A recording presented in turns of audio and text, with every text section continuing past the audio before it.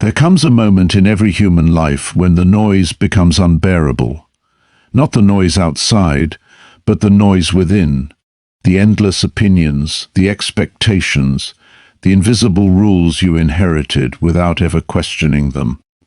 Most people believe they are awake because their eyes are open. But opening your eyes is not the same as seeing. You can spend an entire lifetime moving, achieving, earning, smiling, and still never truly meet yourself. What if the person you call you is nothing more than a collection of borrowed beliefs? What if your fears are not even your own? What if the life you're desperately protecting is actually the prison you've unknowingly built? This isn't a comfortable conversation. Comfort rarely changes anyone, truth does. So if you're looking for motivation, this isn't it. If you're looking for easy answers, you'll be disappointed. But if a part of you has always felt that something is missing, if you've ever stared at the ceiling at night wondering, is this really all there is, then stay, because today we are not chasing success, we are chasing awakening. And awakening begins the moment you become willing to question everything you once believed about yourself. There is a quiet tragedy that unfolds in countless lives, and most people never notice it happening. It does not arrive with loud explosions or dramatic failures. It comes silently, almost invisibly, disguised as responsibility, success, and belonging. One day you wake up and realize that the life you are living feels strangely unfamiliar. Everything appears to be in place. You have fulfilled expectations, followed the accepted path, and done what was considered right. Yet beneath the surface, there is an emptiness that no achievement seems capable of filling. That emptiness is not the absence of success. It is the absence of yourself. From the very beginning of life, the world begins speaking before you ever have the chance to discover your own voice. You are given a name, a family, a culture, and a set of beliefs long before you understand what belief even means. You are praised for certain behaviors and quietly discouraged from others. When you make people smile, they call you a good child. When you express emotions that make others uncomfortable, they tell you to stop. Slowly, without even noticing, you begin collecting invisible instructions about who you must become in order to be loved. No child chooses this process. Every child simply adapts. It is the natural instinct to survive, to belong, to feel accepted by those whose approval seems essential. There is nothing wrong with this in itself. The danger begins when adaptation never ends. The child grows into an adult, but the search for approval remains exactly the same. Look around you. How many people chose their careers because they genuinely felt called towards them? And how many chose them because they sounded impressive at family gatherings or promised financial security? How many relationships began from authentic connection, and how many from the fear of being alone? How many dreams have been quietly abandoned because someone once said, "People like you don't do things like that"? These questions are uncomfortable because they force us to examine the invisible hands that have shaped our decisions. Imagine a tree planted inside a small glass container. In the beginning, it appears healthy. Its leaves grow, its branches stretch upward, and everything seems normal. But as the years pass, its roots reach the walls of the container. They can grow no further. Eventually, the tree stops expanding, not because it lacks potential, but because it has mistaken its limits for reality. Many human beings live exactly like that tree. Their minds have reached invisible walls, built from inherited beliefs. I'm not talented enough. I'll disappoint everyone. It's too late. I should be grateful for what I already have. These thoughts often feel like truth. In reality, they are frequently echoes of voices that were never our own. Consider the famous experiments conducted by psychologist Solomon Asch. Participants were asked to compare simple lines on a card. The answer was obvious. Yet when everyone else in the room intentionally gave the wrong answer, many participants abandoned what they could clearly see and agreed with the group. They doubted their own eyes simply to avoid standing apart. Think about the meaning of that for a moment. If people can deny something as obvious as the length of a line because of social pressure, imagine what decades of pressure can do to a person's identity. Imagine the dreams that are silenced, the questions that are never asked, and the parts of ourselves that slowly disappear simply because fitting in feels safer than standing alone. This is how borrowed lives are created. Not through force, through repetition. Every day you hear the same messages until they become your own internal voice. Success means this. Failure means that. Happiness looks like this house, this salary, this title, this image. Soon, you are no longer living according to your deepest nature. You are following a script written by people who themselves may never have questioned where their script came from. There is an old story about a man who inherited a beautiful estate from his family. Every day he carefully swept the front garden, polished the gates, and painted the walls so that visitors would admire the property. Years later, someone wandered behind the house and discovered that the foundation had begun to crack. The owner had spent so much energy maintaining appearances that he had forgotten to care for what actually held the house together. Many of us do the same with our lives. We decorate the outside. We polish our image. We chase promotions, recognition, followers, and applause. Meanwhile, the foundation quietly weakens. We stop asking ourselves simple but terrifying questions. What truly brings me alive? What am I pretending not to know? Whose approval am I still trying to earn? These questions rarely produce immediate answers. They require patience because the authentic self speaks softly after years of being ignored. It does not shout over the noise of expectation. It waits until you are willing to become still enough to hear it. The irony is that the world constantly encourages comparison, but rarely encourages self-discovery. We measure our worth against strangers whose lives we barely understand. We scroll through carefully edited moments and compare them with our private struggles. We chase versions of success that were never designed for us. Then we wonder why achievement feels strangely empty once we finally reach it. The truth is both unsettling and liberating. No one else can tell you who you are. They can offer opinions, they can give advice, they can project their fears, hopes, and expectations onto you, but they cannot discover your inner life for you. That journey belongs to you alone.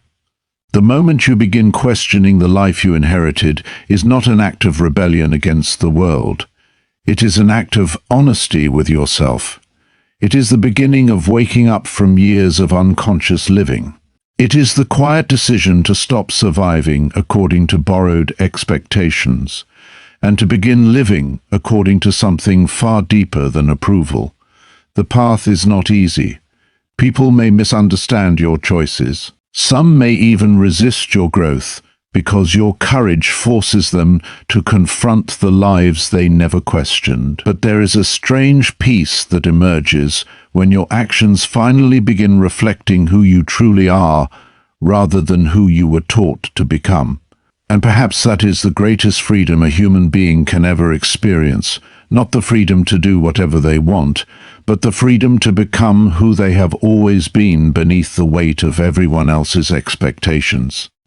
Every human being carries a private world that no one else can fully see.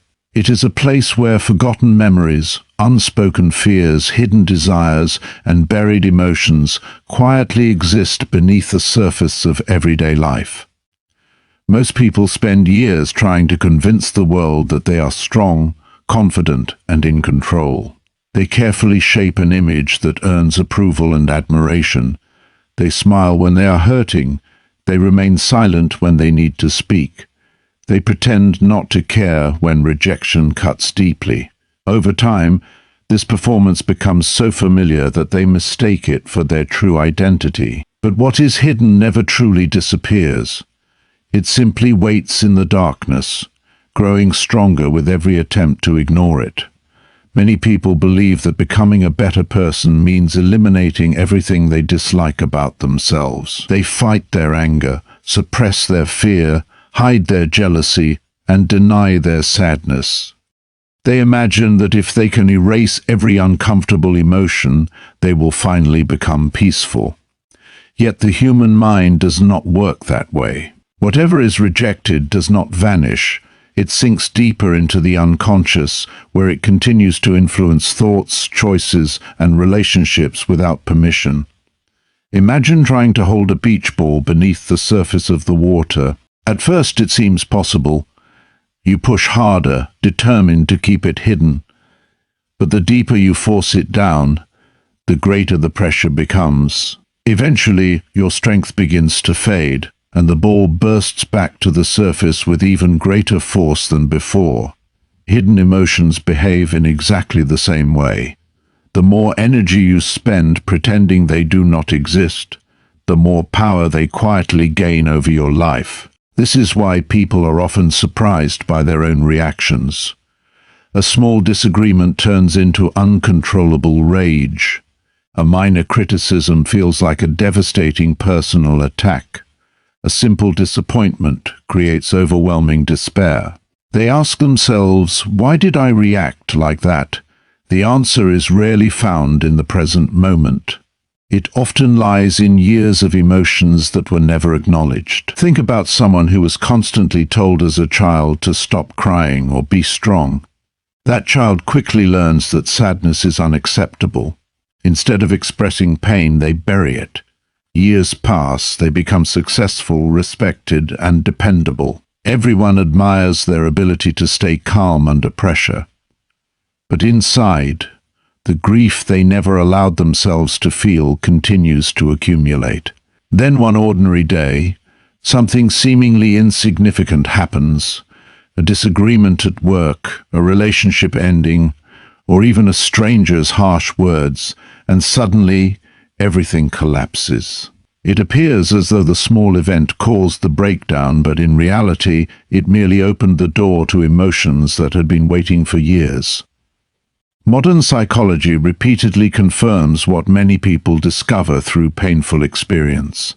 Research has shown that chronic emotional suppression is associated with higher levels of anxiety, depression, physical stress, and relationship difficulties. The emotions we refuse to acknowledge often express themselves through the body. Sleepless nights, constant tension, unexplained exhaustion, irritability. Even when the mind insists everything is fine, the body often tells a different story. Consider the life of Vincent van Gogh. During his lifetime, he struggled with loneliness, emotional suffering, and a deep sense of isolation. Much of his pain remained unseen by those around him. Yet instead of pretending those emotions did not exist, he transformed them into paintings that continued to move millions of people more than a century later.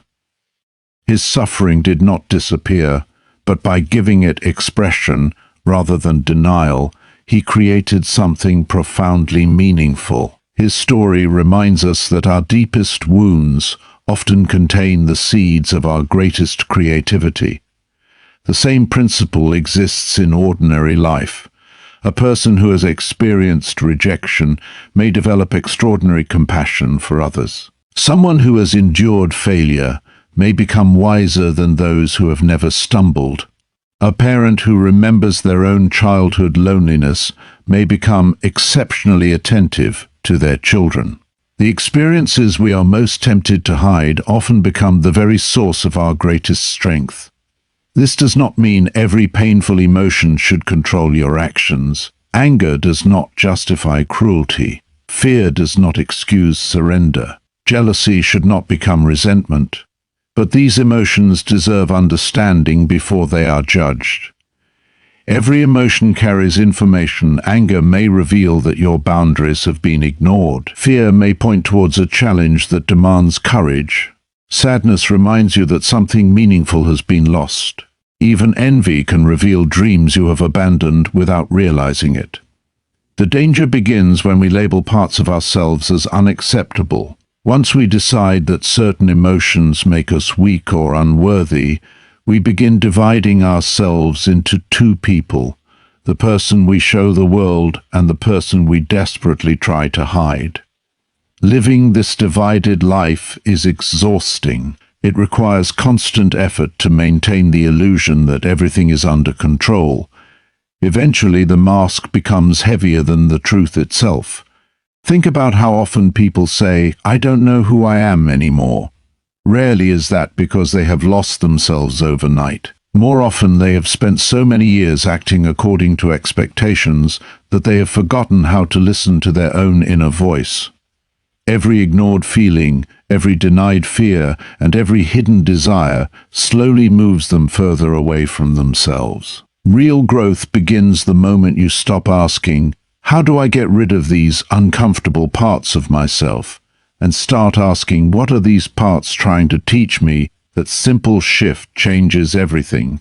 Instead of fighting yourself, you begin understanding yourself. Instead of living in constant conflict, you begin moving towards inner harmony. This journey requires courage because honesty is rarely comfortable. It is much easier to blame the world than to examine your own heart. It is easier to criticize others than to confront the fears you carry within. Yet every step towards self-awareness weakens the unconscious patterns that have silently controlled your life for years. The remarkable truth is that the strongest people are not those who never experience darkness. They are the ones who have learned to walk through it without pretending it does not exist. They understand that being whole does not mean being perfect. It means embracing every part of themselves with honesty, responsibility, and compassion. When you stop running from your hidden self, something extraordinary happens. The energy once spent maintaining masks becomes available for living. Relationships become more authentic because you no longer fear being seen. Decisions become clearer because they arise from truth rather than performance. Peace becomes possible because there is no longer a war within your own mind. The parts of yourself you have feared the most may never have been your enemies. They may simply have been waiting patiently for the day you were finally brave enough to meet them. There is a moment that arrives in every person's life, whether they recognize it or not. It is the moment when excuses begin to lose their power. Until then, it is easy to point outward.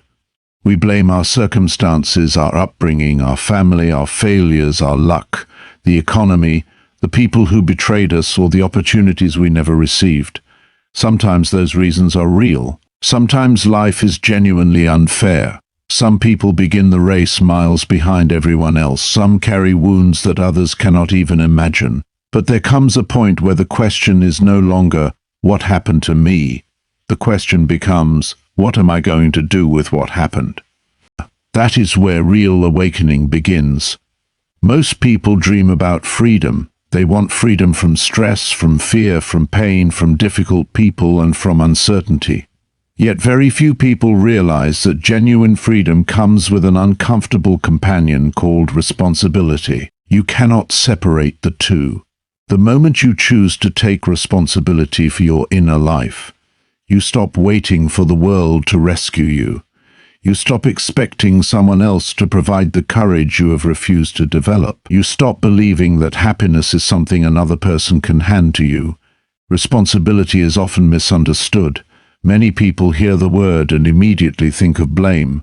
But responsibility is not about blaming yourself for everything that has gone wrong. It is about recognizing the power that still belongs to you, even after life has done its worst. Imagine standing in the middle of a violent storm. You cannot command the wind to stop.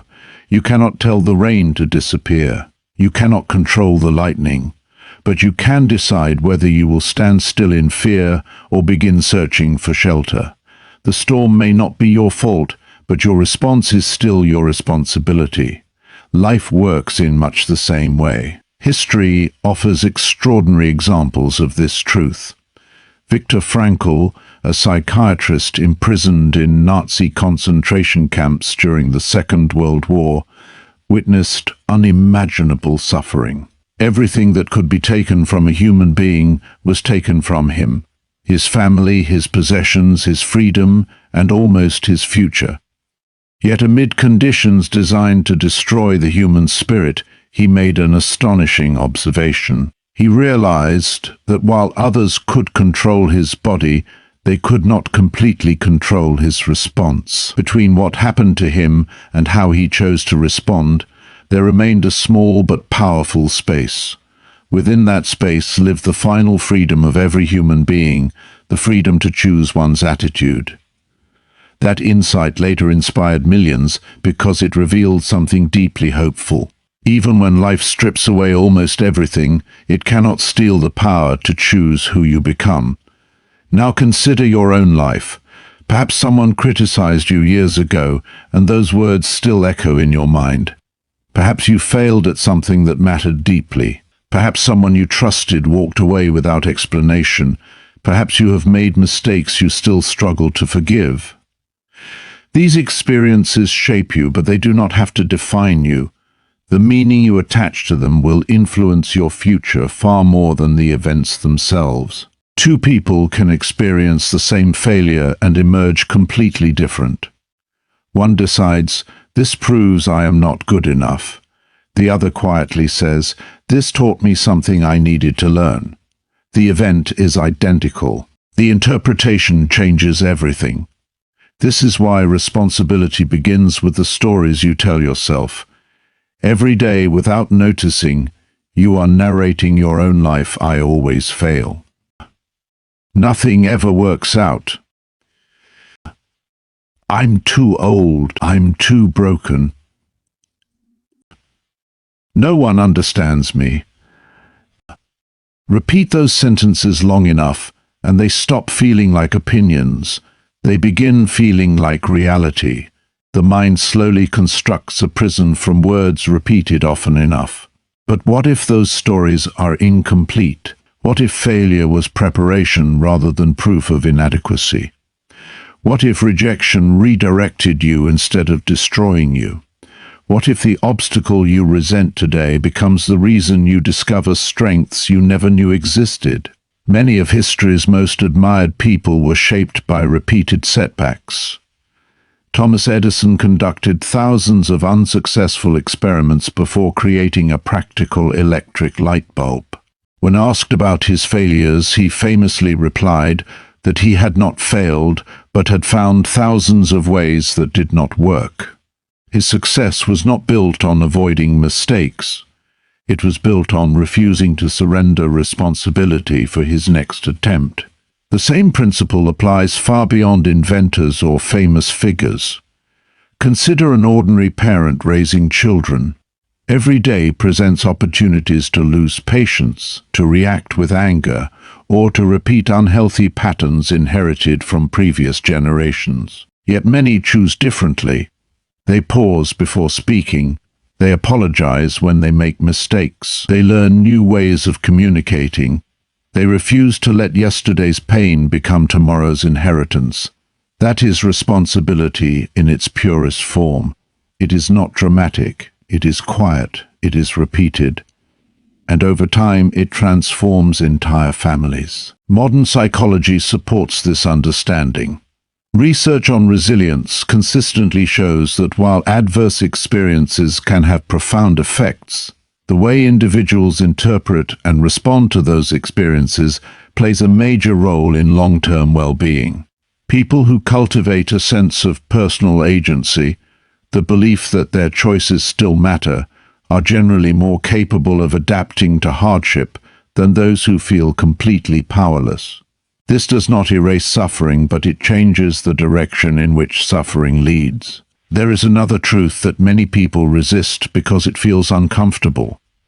Every decision you avoid is still a decision. Choosing not to confront your fears is a choice. Choosing not to pursue your purpose is a choice. Choosing to remain silent when your conscience asks you to speak is a choice. Life does not pause while you wait for perfect certainty. Every day you delay becoming the person you know you could become, you are silently choosing the life you already have. That may sound harsh, but it is also incredibly liberating. Because if your choices created many parts of your present, your future can also be shaped by the choices you begin making today. Transformation rarely arrives through one grand moment of inspiration. It is built through countless ordinary decisions that no one applauds. Choosing discipline when comfort calls your name, choosing honesty when deception would be easier, choosing forgiveness instead of carrying bitterness for another year, choosing to read instead of endlessly scrolling, choosing to begin even when you feel unprepared. These moments appear insignificant while they are happening, yet years later they become the turning points that changed an entire life. Every sunrise quietly asks the same question. Who will you choose to become today? Not next year, not after you earn more money, not after someone finally believes in you. Today. The world will always offer reasons to remain asleep. It will tell you that change is impossible, that your past is permanent, that your circumstances define your future. But none of those voices can make your decisions for you. The deepest awakening is not discovering that life is easy. It is discovering that, despite its difficulty, you still possess the extraordinary ability to shape your character, your choices, and your direction. And once you truly understand that, you stop waiting for the perfect life to begin. You become the person capable of creating meaning wherever life places you. If you've listened this far, something inside you already knows. You cannot unknow what you've begun to see. You may return to your routines, to your job, to your responsibilities. But if today's words reached you, you won't return as the same person. You'll begin noticing the masks, the fears, the habits, the silent compromises you've made for acceptance. And once you see them, you have a choice. You can go back to sleep, or you can begin the difficult, beautiful work of becoming who you truly are, because the greatest tragedy isn't dying before your time. The greatest tragedy is living your entire life without ever truly meeting yourself. So don't wait for the perfect moment. Don't wait for permission.